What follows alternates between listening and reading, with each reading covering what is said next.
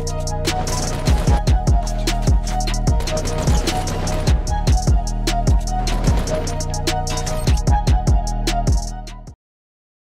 me just make sure the pen is working, right? Okay, pen is working. We're good. All right, guys. This is a 25-point game, so it's kind of up there. So maybe you can learn some things from this game, right? So what happened in this game? Recently, I also mentioned this last episode, but recently I've been dropping Lonely Lodge more often in comparison to Dusty Divot, which is my normal drop spot.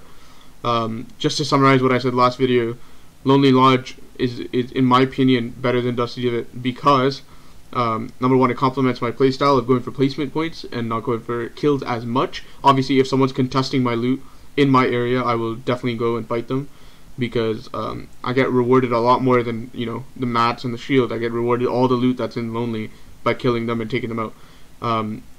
So essentially, why do I go Lonely? Lonely has everything that Dusty has and more, right? So Lonely has wood, Dusty has that.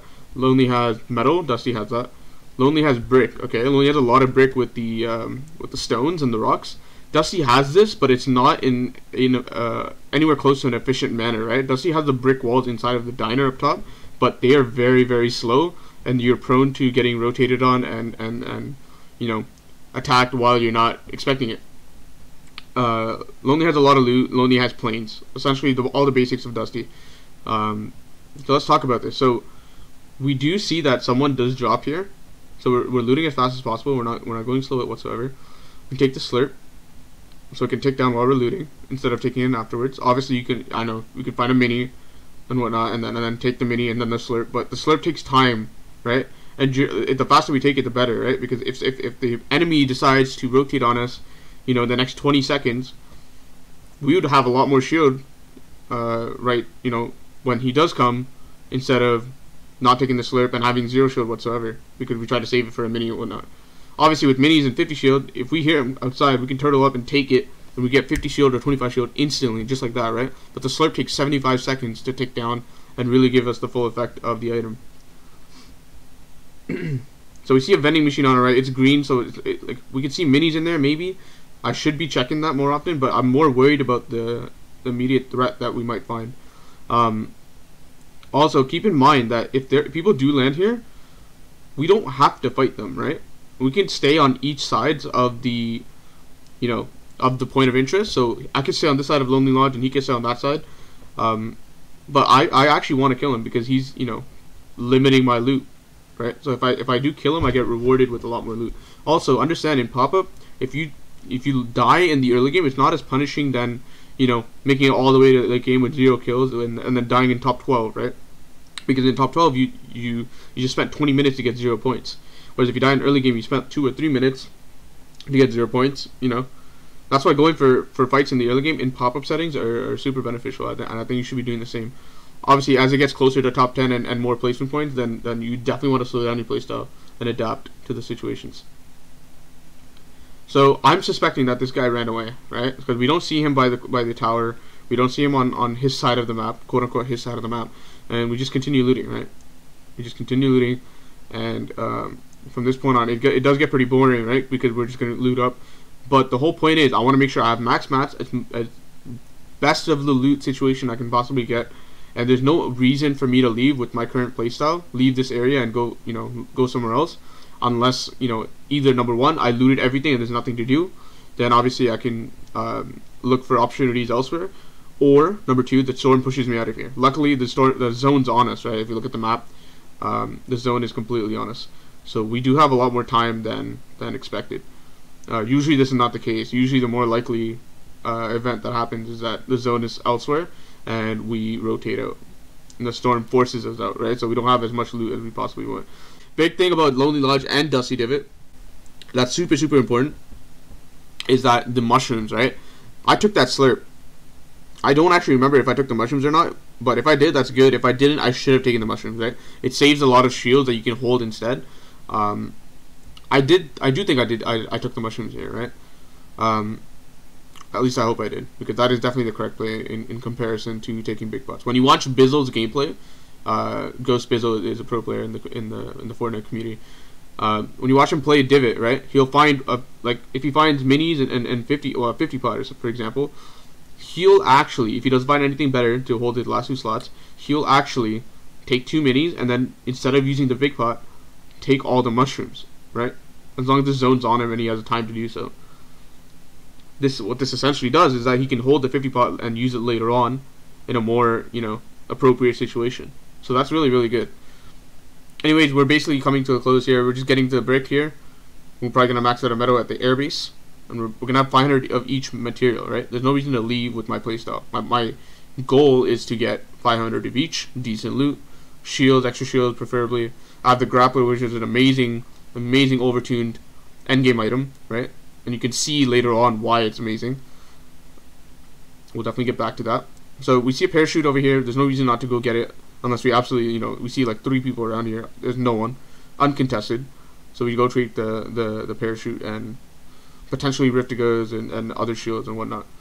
We do see a quad launcher. I don't remember if I take this quad launcher. I think I actually go back and drop my SMG for it. Let's see what we do here. I think I should drop my SMG for it, without a doubt. You can see me in the webcam literally thinking whether I should go back or not. I do go back. Okay. I'm happy that I did that, because the SMG, especially with the fact that it's gray, I can definitely swap that out of my loadout and use the quad launcher for sure. That should be an immediate decision. I should not have to think about that. That is a very obvious decision. So I'm not sure why it took so long for that. Anyways, we're gonna fast forward because basically for the next minute, what we're gonna do is farm metal to max out our metal, and then take a plane and go elsewhere. So let's just fast forward a little bit. Make sure that we are going through the most important parts of the gameplay. I don't want to waste your time, right? I want the most parts of this video to be filled with information and value. So now we're on the plane, right? Look at our mats. Essentially maxed out.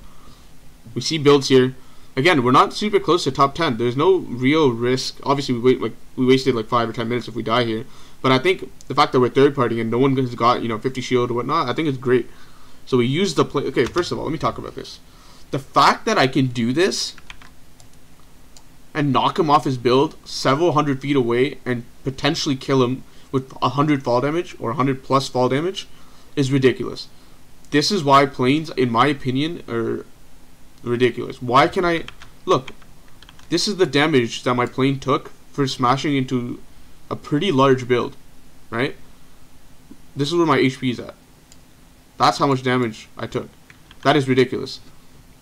Either number one, there needs to be a bigger punishment for using my entire plane and crashing into his build. Either I take damage to my direct HP, right? And that's realistic because obviously the whole cockpit's open.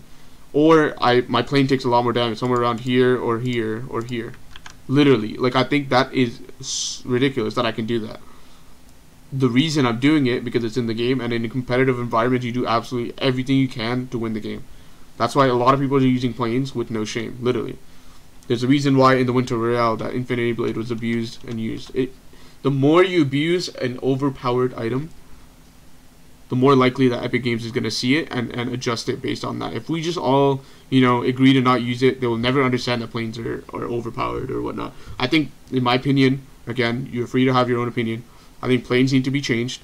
They definitely don't have to be removed, but they need to be changed. We all complained about turrets, right? We all complained about turrets. Everyone, 95% of the community said remove turrets.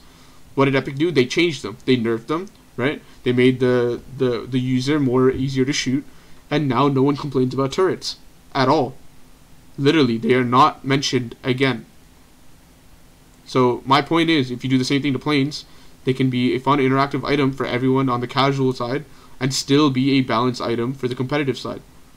This needs to happen. We already have an example of this with the turrets. That's just my view on it. So I think the fact that basically the fact that I can do this is completely unfair, and I don't know really how much fall damage he took, or whether he took fall damage at all, or maybe he took direct damage because my plane hitting him, the impact itself. But that is ridiculous. I think it definitely needs to be changed and addressed. So, anyways, I dropped down, right? Obviously, it looks like I did a bit of damage, and we look to fight. Now, a plane does exactly the same thing to me. I take an insane amount of damage. Let's just say that was karma, right? That was karma for sure. I total up immediately. Number one, these guys. Let's pause right here. There's a guy this way, right? that was originally fighting the guy up top here. And there's also a guy in the plane somewhere in the sky. 3 people that I can take note of. This guy has potential to leave the fight and not look back, right? He has the option to leave the fight and completely leave because he's in a plane. So I can assume that there's this guy right here, there's a guy down here, right? What are they going to do if I turtle up? They're going to focus each other, right? They're going to focus each other. Because, number one, right, if this guy starts shooting towards me, this guy, having the high ground, is completely going to focus the guy who's not in a turtle, and I can just hold this wall right here instantly. That's why being in a turtle in a 3-way situation is 100% the best decision you can make. Yes, one of them can shoot at you, preferably not the guy in high ground. If someone down here starts shooting at you, then you just hold, and the guy in the high ground will definitely take his pressure, right? He's going to take his attention off of you. So, in this case, that's not what happens, but that is the correct decision when you have a 1v1v1, which is exactly the scenario in this case. So I just turtle up, make sure I get my big pots off, have maximum potential HP, right? At 150, that's the best I can do. Don't have a campfire, and look to do some damage. So I hit him for 135, maybe 140. Try to knock him down, trying to finish the kill, and really put some pressure on him because he's at, you know, at best 60 HP. I do mess up my builds here a little bit, which could be the reason for why I lost high ground.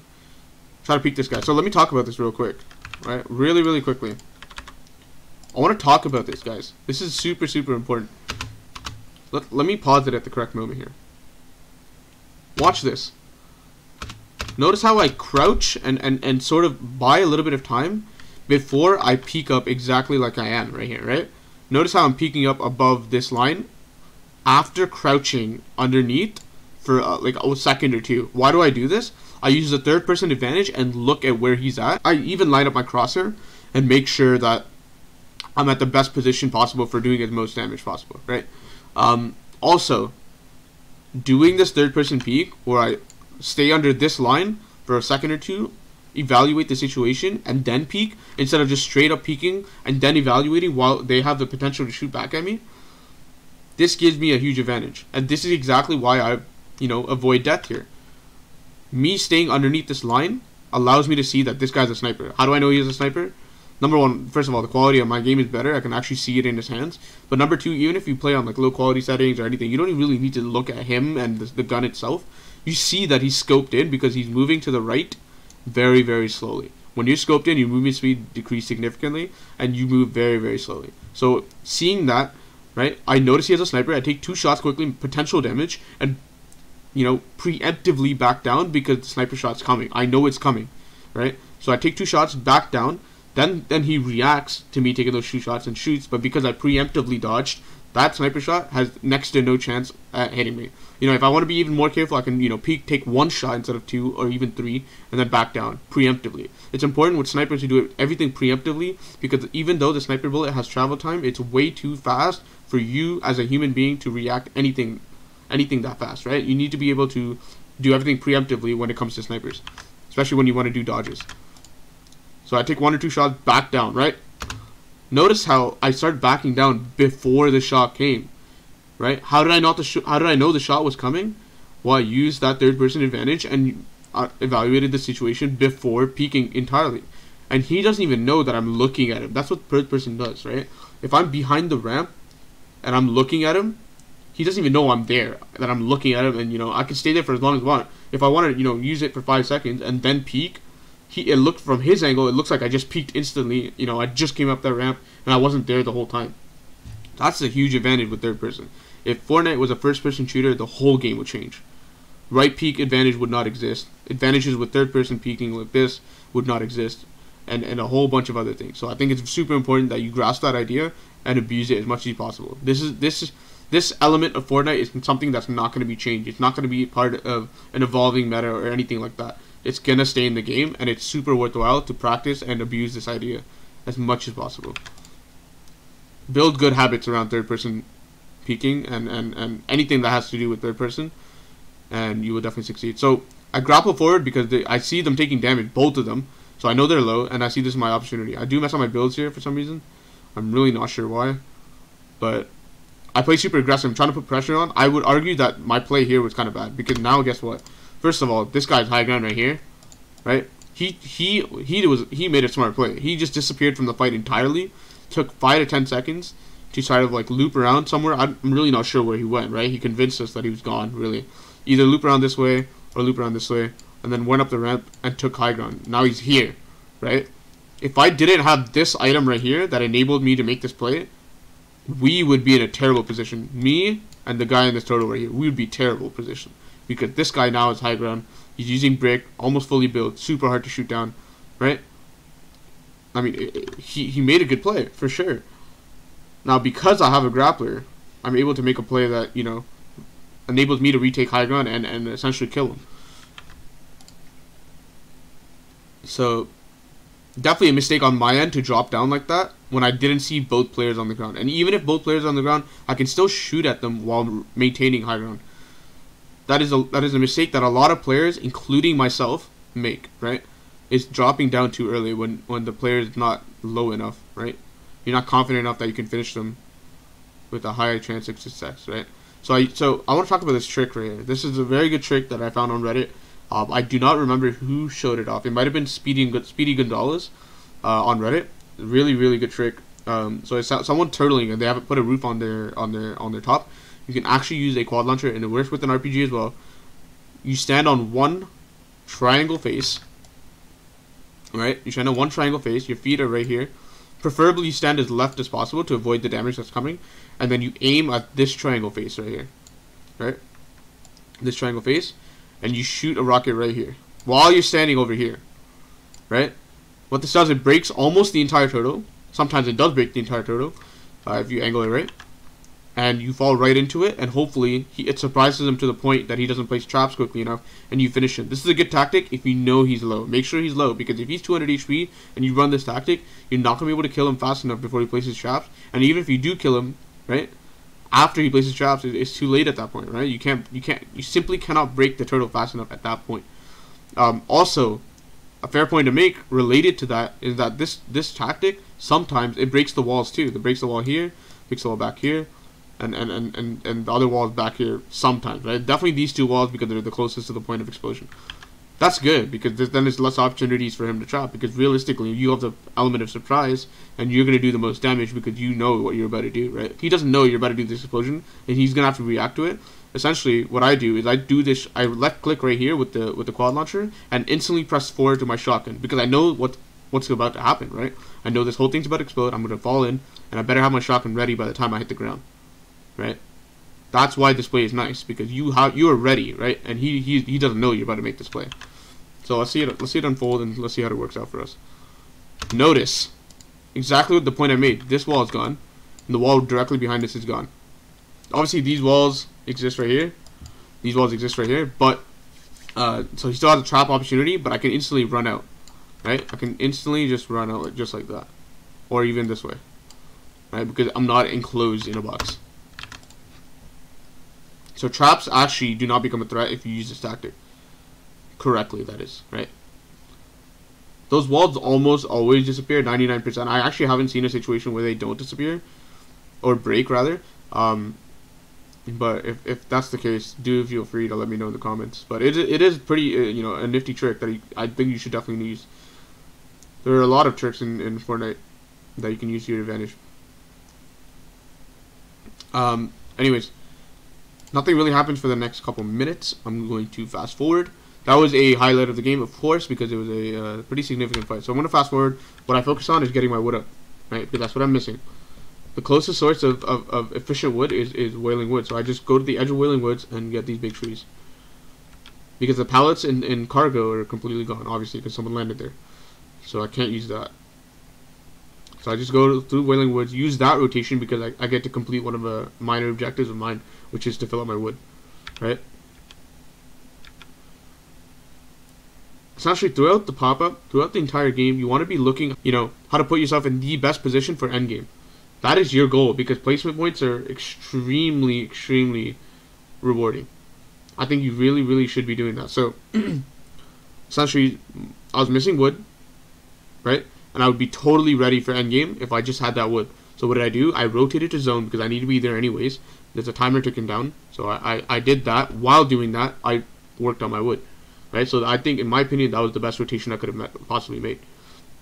100%. So now I'm moving into zone. I build metal around these cars. Why? Because number one, so I built this wall, this wall, this wall, this wall. I used a total of 60 material, right, of metal. Right? Now I'm at 440. It's at 447, but that's the animation. So I'm going to be at 440.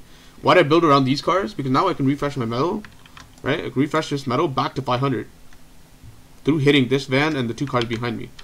I might even get a couple extra, right? So then I can make a second box, which leaves for more flexibility and more movement opportunities for myself. So that's exactly what I do. I just farm out the metal.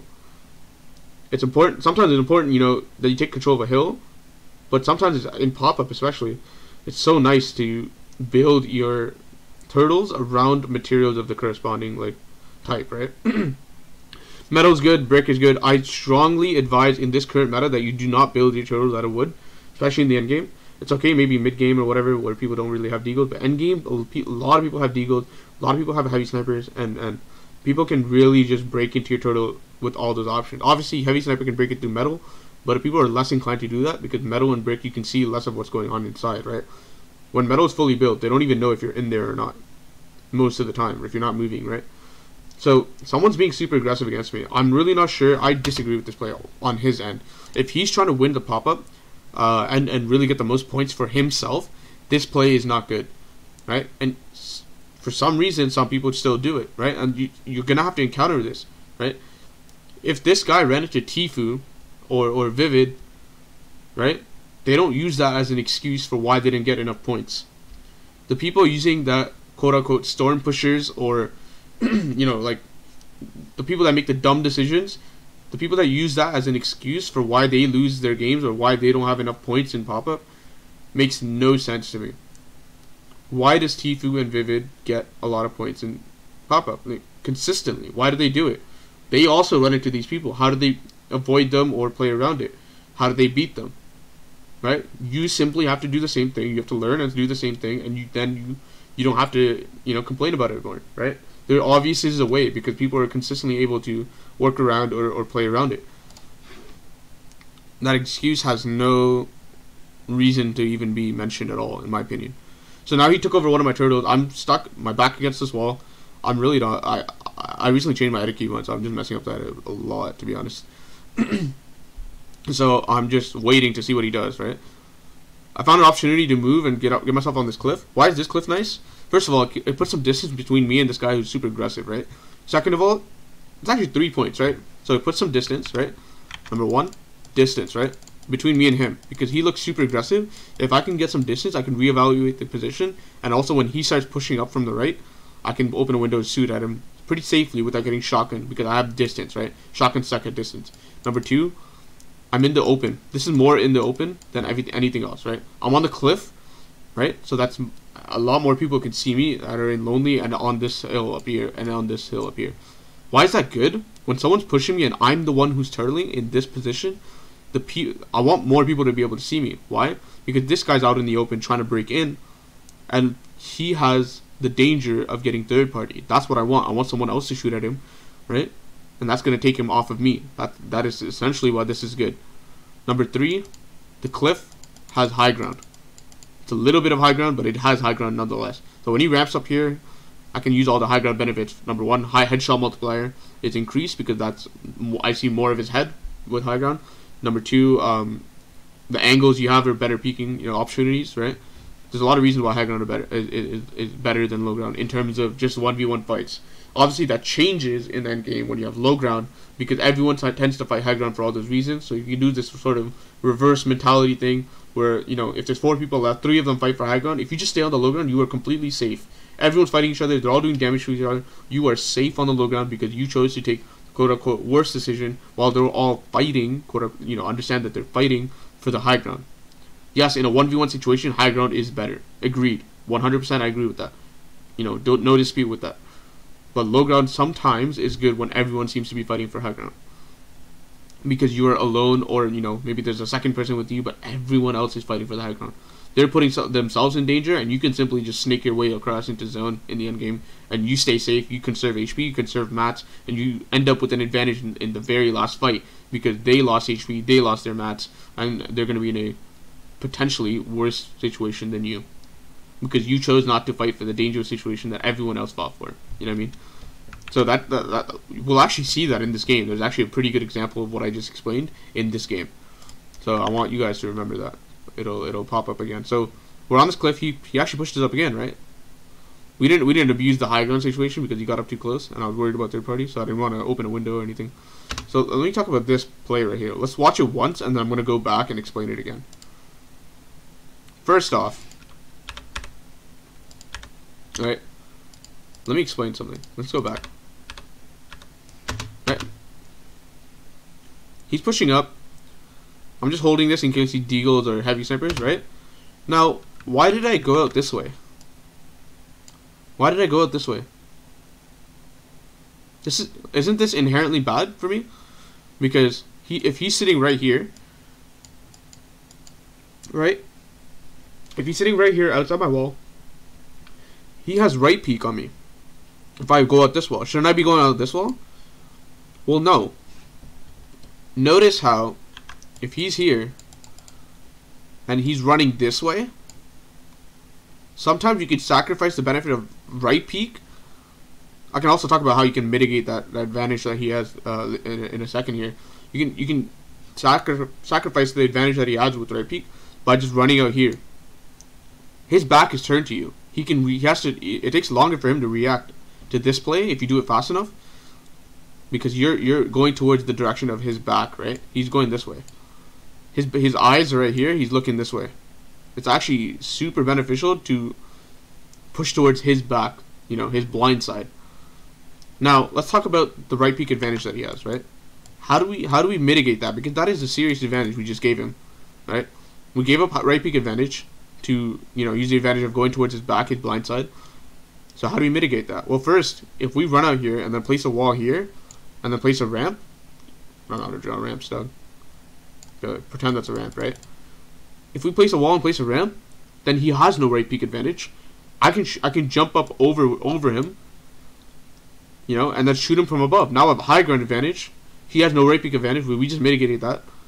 And we have headshot multiplier. We have better angles to peek. We can do the Tifu jump. We place a wall afterwards and just kill him instantly. Now the important thing is you have to do all of this before he turns around. Now this is where mechanics can actually be super beneficial, right? People like Mongrel can actually do this super quick, way faster than I can. And you want to be able to, you know, be up here. You want to be up here well before he turns around, or while he turns around. So that's exactly what happens, right? He's running this way. This is his rotation around my box. He's originally back here. Then he does this rotation all the way around my box, right? So then if you go out this side, he's already looking there, right? He's going to be right here. This is what his eyesight looks like, right? You're going to run right into his crosshair. Why would you want to do that? You want him to make, you know, you want him to flick around within a 180 and skew his aim, right? You don't want his aim to be good. You do not want it to run into his line of sight.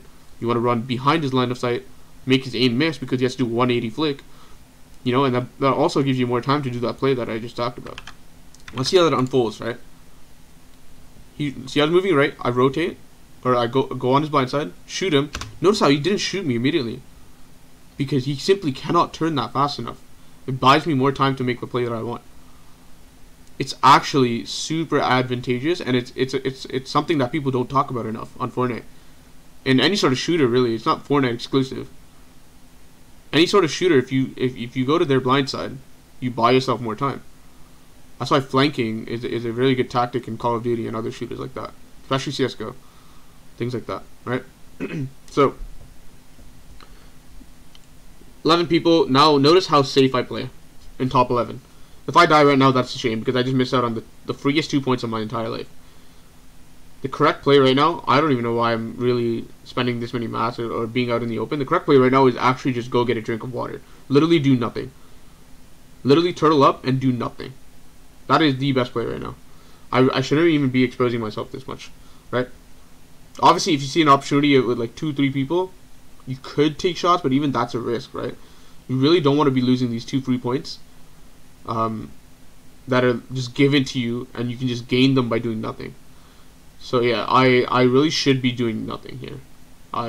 The reason I'm spending my mats and sort of doing something, I think, is because this guy that I just killed has a lot of extra mats. So what you can do when someone has a lot of extra mats is that you can build out your turtles further and then refresh all your mats back to 500 by picking up his mats that he dropped. That's exactly what I'm doing here. Notice how I'm using brick, and then he has extra brick, so I'm just spending it. Now, it's not necessary. It's not necessary that you do this, but it is an option, so that's exactly what I'm doing. Now, I'm doing what I talked about earlier. I'm doing nothing, because top 11 is super close to top 10, and I can simply just wait and get my 2 free points. Most important thing is that I keep myself safe here. You'd be surprised at how many people throw the game by just dying in top 14, 13, 12, or 11, right? It just makes no sense. Now I'm using the strategy that I talked about before. Snaking my way into zone. You see where zone is. I'm snaking my way to zone. Tunneling all the way there. And picking up the excess bricks, so now you notice I have max mats again.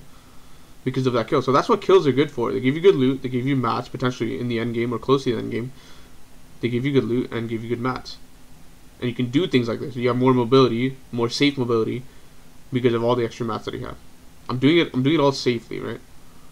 Making sure that I don't spend any extra mats that I don't have to. But I did make a small mistake because I'm missing sort of 30 metal, but it's not that significant, right? 30 metal is a lot more valuable if you have 100 mats total versus me having max mats, right? So I'm just making sure that I'm in zone. Close off the wall behind me, because having a long tunnel with no walls and very long lines of sight. If someone breaks in on the other end of the tunnel right now and starts shooting at me, that'll be bad. So that's why I sort of cut off the tunnel there temporarily. These are small things. They don't appear to pay off right now, but I just want to make sure that nothing, even if it's unlikely, nothing happens to me right now, right? Just think of all the possibilities. And one of these games, it will pay off, you know. Maybe I recreate the situation and then someone shows up on the other end of the tunnel and I just happen to close the wall so I don't get shot in my back. You know what I mean? Question in chat, a lot of pros don't really consider mat management as much as they should. Very important. Any tips for keeping mats and using minimal amounts? Yes. Well, first of all, a lot of people default to using, you know, especially when they're doing ramp rushes. Number one, they use expensive ramp rushes, right? And number two, they use the most common combination of a stable ramp, the stair, floor, and wall, right? That's the most common combination for a ramp rush. No one does the double ramp rush no more, right? Because it's extremely expensive for you know, a small benefit. And the most common, you know, ramp rush is what I just mentioned, the wall, ramp, and the floor. Now, people just default to this. They do this no matter what. And I disagree. Like, you really shouldn't be doing this every single time. Well, number one, if you have good game sense and you recognize that no one's looking at you, no one's focusing you, and no one plans to focus you, because I don't know, you have Endgame, you know, it's Endgame and everyone's on the low ground, you have ultimate high ground, and no one seems to be focusing you, and you know there's enough builds underneath you directly that if you do fall down, you're not gonna fall down on anything, you know, that's gonna cause fall damage to you. Then no, you don't do any sort of, you know, double layered or triple layered ramps or floors or carpets, because it just doesn't make a lot of sense, right? It really doesn't make a lot of sense. If you ever watch Zexro's VODs, and I have, you'll notice the amount of times, especially in the early game, that he just single ramps and single floors and just pushes people that way.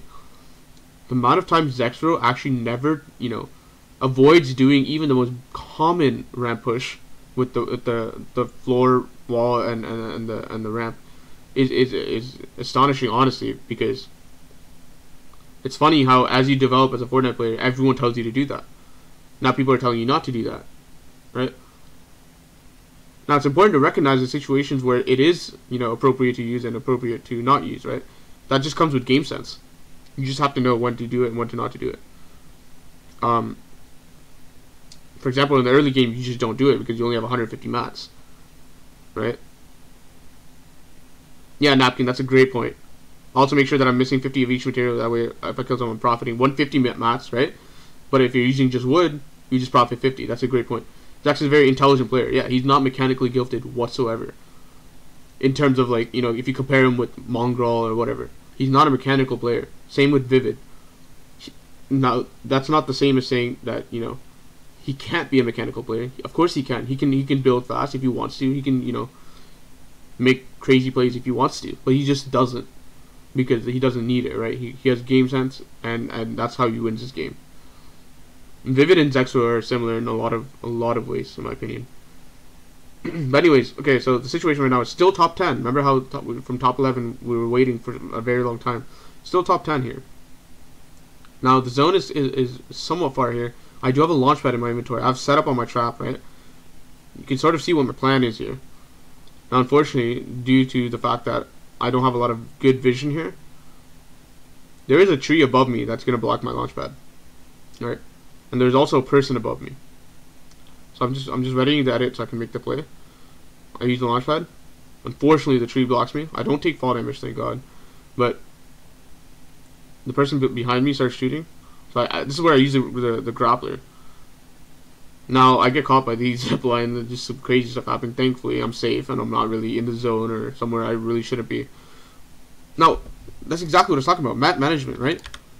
I think this is fine, what I did back here. Let's talk about this for a second. Map conserving right here, okay? Let's talk about this. Notice how I'm putting single floors. Why am I putting single floors here? It's endgame. You would think I would use a lot of my mats here. You'd think I would do, like, you know, double floor, double cone, all the way back to zone. Number one, let's talk about this. Number one, this is a long stretch of distance, and if I did do that combination with double floor, double cone, all the way to zone, to even the edge of zone, that would be 300, 400 mats right there. 300, 400 mats right there. Right? That's the first point. The second point, I'm actually not in danger of being, like, if I do get shot down, there's actually no one directly underneath me, ready to shoot at me. You know, if they might be in the turtles below, but they're not above, right? Those turtles and looking up at me. Right? There's no one in, you know, my direct vicinity that's ready to shoot at me. That's a good point. And number three, if I do get shot down, right? And I'm not scared of that because I am building pretty weak structures here. I land directly on the builds underneath me and I take 0 fall damage because there's a 3-block or 2-block gap between me and the people underneath me. In this scenario, you can conserve a lot of mass regardless of the fact that it's endgame, right? Just because it's endgame doesn't mean you carpet, you know, across everything. You waste as many materials as possible because you're super close to number, you know, top 3 or something. Why are you playing for top 3? Play for top 1. You get top 3 if you can. That's the mindset you should have, and you will get a lot more points in pop-up. And even if you don't get points because you're not good enough to win that game and whatnot, with that mindset, you will learn how to get number 1, right? Because if you play for top 3 consistently for every single game, then you're practicing for top 3, and realistically, your goal should be to win the game. That's why I'm conserving mats in top 8, because even though I'm close to, you know, winning the game, conserving mats now means I have more mats later in the top 3 fight or in the 1v1 at the very end, and that could, you know, make or break the game. That's why I'm conserving mats here, and it's an appropriate situation to do so.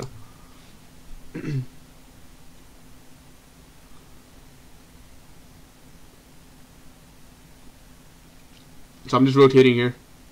Still top 8. I understand that there's a guy behind me.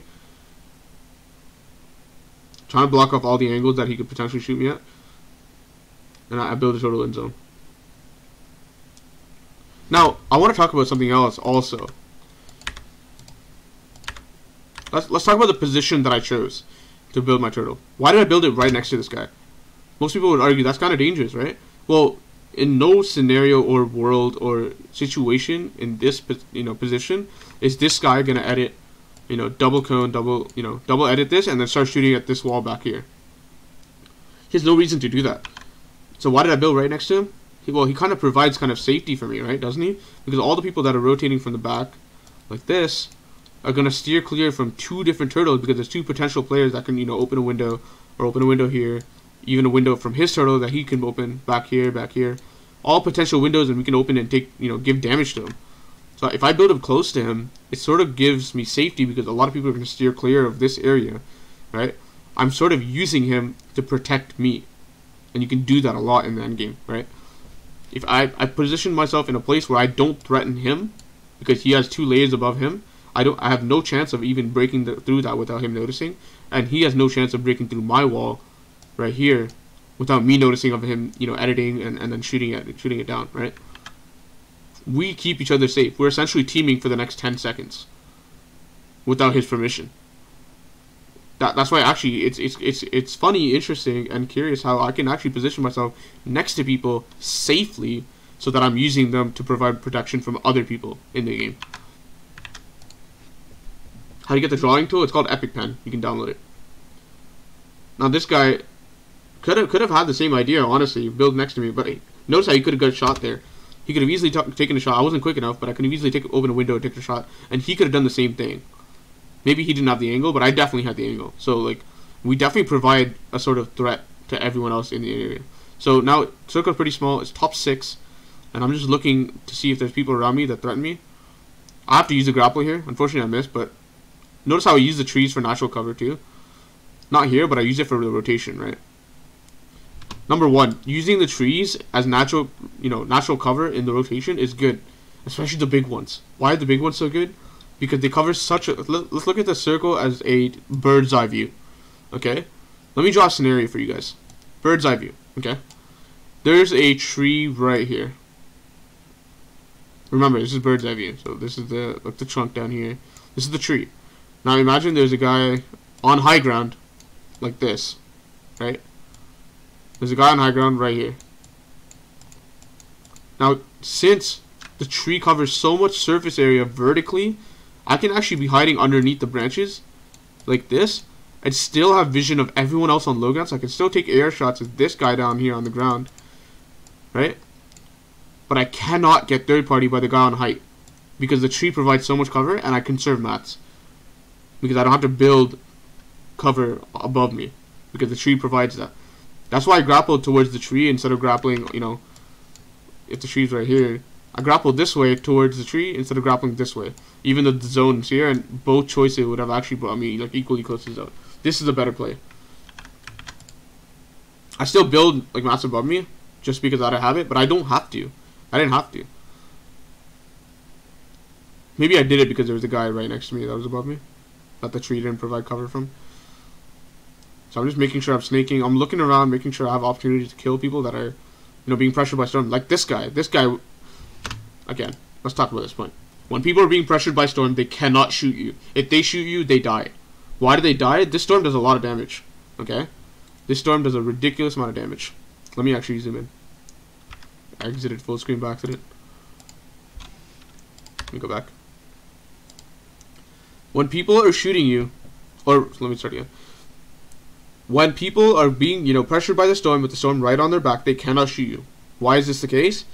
Well, because the storm, if they start shooting you, they're going to have to stand still or, move very, very slowly, and the storm is going to catch up to them and start doing damage to them. And especially with a circle this small, the storm does 10, 20 damage, they will die. If you just build and they're stuck in the storm, they will die. So they cannot do that. And what's the optimal thing to do when people can't shoot you back and they're exposed like this? Obviously, this is not good, but he was back here at some point, right next to the storm, and he eventually moved up here. But he's in the building mindset, so I can definitely take free shots at him, and he'll be super surprised at this, right? So that's why I took shots at him right here. You want to be taking shots at people who are being pressured by the storm, and that's why rotating super, super late can actually be dangerous, because people can do the exact same thing to you. Remember how we talked about why the grappler is so good? It allows me to move positions so quickly and get out of positions that I don't want to be in lightning fast. And I have 10 opportunities to do that because the grappler has 10 charges, right? Now, I want to talk about this. Why I'm going for high ground here, right? I'm going for high ground. But I notice he has this ramp here, and I'm not going to be able to build a ramp facing this way, right? Towards him. That's a terrible ramp, okay? Don't even, let's not talk about that. It never happened. But I can't build towards here, right? Now, it's going to take me a lot of time if I, go forward and then turn right and then double ramp up like this, right? Using his ramp as a sort of foundation. It's going to take me a lot of time. I'm going to go into storm. There's no opportunity here to take high ground. There's absolutely none. Unless I do, like, some 90s or whatever. But that's just going to waste a lot of mats. Give this guy, remember, there's 3 people. There's a guy on the ground. It gives him opportunity to shoot both of us down and kill both of us and win the game. That is a bad play for me if I go for high ground here. I don't go for high ground. I drop high ground, give up high ground, let him have it. I let this guy have it. He's actually not. He's down here somewhere, right? He's actually down here somewhere. I let him have it and drop to the low ground so I can 1v1 the guy on low ground and let this guy have high ground. because I lost it here. There's no way I get that. Even with the grappler, I think it's a bad play, because then it gives this guy an opportunity to shoot his boat down and win the game. So I instantly killed this guy. I'm really not sure why he's doing this play. He needs to drop down further. Even with cones, it's still a dangerous play, because he has no possible angle of shooting at me, and he's really just putting himself in a position to die. Because even with, you know, double floor, double cone, it's only 4 surfaces that I have to break before his entire thing comes falling down, and he's guaranteed death. You know, out cone that ramp and go down. Yeah, exactly. That's exactly what happened, right? But essentially, like, that end game was good because we looked for kills. We played aggressive, so we weren't just being passive at the same time. Notice how it got us to 34 points from 25 points. 25 points. We got from 25 to 34 because we looked for kills on rotations in the end game. We ended that game with 7 kills. And we got 9 points for that entire game. And I think being aggressive in endgame is way better than being aggressive in middle game, because endgame gives you opportunities to kill people that are being pressured by storm. You're basically 2v1ing someone. You in the storm versus that person. You can look for opportunities that way. And if someone's not being pressured by the storm, you don't have to take that 1v1. In endgame, it's so chaotic, and people are focusing on too many different things that you can just rotate, right? If you don't see opportunities, just rotate and wait for the next circle for more opportunities. But if you do see an opportunity with the guy, you know, being pressured by the storm and having a really hard time to rotate out because being pressured by other people as well, by all means take shots at him, right? That kill is going to give you 50 shield, you know, a lot of mats, and definitely going to put yourself in a good position to win that game. Alright, so that's the episode. Hope you guys enjoyed, and definitely catch you for the next one.